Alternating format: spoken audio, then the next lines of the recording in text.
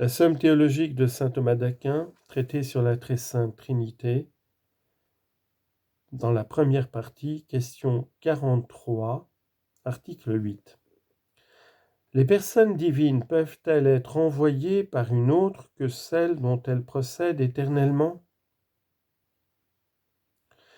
Le Fils est envoyé par le Saint-Esprit, car il dit, Isaïe chapitre 48, verset 16, « Le Seigneur Dieu et son Esprit m'ont envoyé ». Donc les personnes divines ne sont pas toujours envoyées par celles dont elles procèdent éternellement. Sommaire. Quand on prend le mot mission dans le sens de procession, les personnes divines ne sont envoyées que par les personnes dont elles procèdent éternellement. Le Fils l'est par le Père et le Saint-Esprit par le Père et le Fils. Corps de l'article. Il faut dire ceci. Les docteurs ne s'expriment pas tous de la même manière sur la question présente. Les uns disent que les personnes divines ne sont envoyées que par celles dont elles procèdent de toute éternité. Dans ce sentiment, quand nous lisons que le Fils a été envoyé par le Saint-Esprit, nous devons entendre qu'il l'a été comme homme quant à la nature humaine, pour annoncer la doctrine du salut.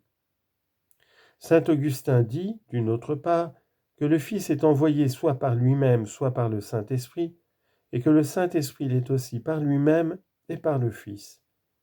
Dans cette opinion, toutes les personnes divines peuvent envoyer, mais les personnes procédantes peuvent seules être envoyées. Les deux sentiments que nous venons d'exposer sont vrais, chacun sous un rapport. Quand on dit qu'une personne est envoyée, on entend qu'elle procède du sein de Dieu ou qu'elle habite dans la créature pour y produire un effet visible ou invisible.